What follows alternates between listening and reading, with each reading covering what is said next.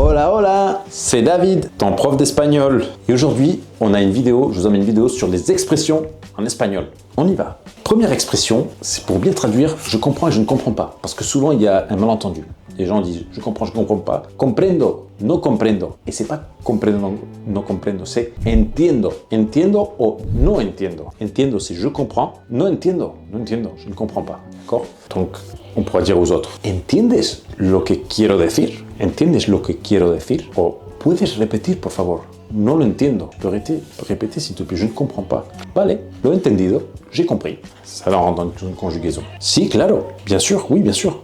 Entiendo. Second. Está bien. Vale. C'est d'accord. Ok. Está bien, vale, ce sont des expressions pour l'approbation. Está bien, vale, de acuerdo. Ok.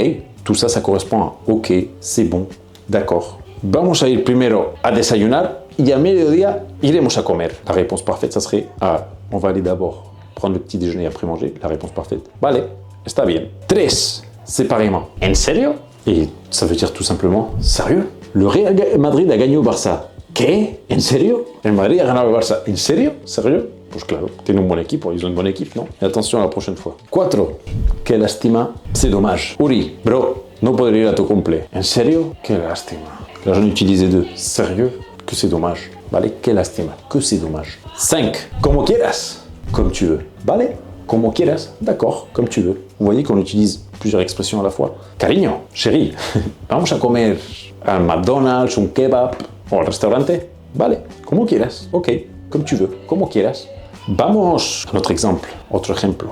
Vamos con los niños al parque, ¿vale? Como quieras. Vamos. Vamos, como finit. Vamos, vale, d'accord. Como quieras, comme tu veux. Allons-y, vamos. Vamos aussi, c'est une autre expression que je ne vais pas dire dans cette vidéo, mais sachez-le. 6. Date prisa. Date prisa. Quand je fais ce geste-là, dépêche-toi. Date prisa. On est en train de changer le matin, d'habiller les enfants avant d'aller à l'école. On est un peu en retard, ce qui ici est souvent habituel. Pas tellement pour nous, mais aussi quand même. Cariño, date prisa. Dépêche-toi. Rápido. Quand on est un peu pressé, date prisa. Oh, vamos, vamos, vamos. Pero date prisa, c'est parfait pour cette situation. 7e expression, pour les gens qui veulent toujours savoir un peu plus sur les histoires. Cuéntamelo todo. Alors si je dis ça, qu'est-ce que savoir par rapport aux histoires? Quand on est en train de raconter quelque chose. Raconte-moi tout. Cuéntamelo todo. Raconte-moi tout. Par exemple, oye, ¿sabías que mi hermano se iba a casar? ¿Cómo? Tu savais que mon frère allait se marier? Tu diras, ¿Cómo? Raconte-moi tout. On savait pas qu'il avait une copine. Cuéntamelo todo. No sabíamos que tenía novia. 8. Me da igual. Alors, celle-là, elle a un synonyme qu'on utilise beaucoup dernièrement, mais je vais dire, me da igual, ça veut dire, ça m'est égal. Me da igual, c'est égal à, ça m'est égal. Mais je vous donner aussi l'expression qu'on utilise d'habitude, dernièrement, c'est me la suda. Cette-là, ne l'utilisez pas dans le contexte professionnel. Me la suda, c'est plutôt comme, je m'en fous. D'accord, pero, ¿qué prefieres? Alors, évidemment, c'est différent. ¿Qué prefieres? Que préfères-tu? Café ou thé? Me da igual. Ça m'est égal. Dans ce cas-là, il faut utiliser ça m'est égal. Parce que c'est pas un je m'en fous tant que ça. Mais tu es en train de raconter quelque chose à quelqu'un qui ne t'intéresse pas et me la suda. Ça m'est, je m'en fous. D'accord? C'est une option en plus que je voulais vous donner. 9. Pardon, que vergüenza. Quelle honte. Une fois, je m'en souviens que j'étais en train de descendre de l'école où je travaillais en tant que prof et j'avais fait une chute en glissant comme ça avec les jambes. Vous pouvez imaginer. Bien évidemment, tout le monde regardait. J'avais rien dit, mais je pensais, que vergüenza, quelle honte. 10. Voy a contar una anécdota. Je vais vous raconter une anecdote. Que gracioso, que c'est rigolo. Que gracioso. On était en train de changer ma fille, et ma fille, elle a pas encore 2 ans, elle prend des choses à la crèche, et elle s'était caché quelque chose sous son body, non? Sous ses vêtements. Et c'était une araignée géante, mais on aurait dit une vraie araignée, quoi. Et on était en train de la changer, et d'un seul coup, en ouvrant le body, il y avait l'araignée qui était apparue, quoi. On avait fait un sursaut par derrière. On avait envoyé un audio à la prof de ma fille pour l'expliquer, non? Elle était morte de rire. Elle disait « Que gracioso !» Que c'est rigolo, que gracioso. Pour nous, évidemment, c'était pas rigolo, mais pour elle, oui, non? Enfin, ça nous fait rire. Que gracioso, là. 11.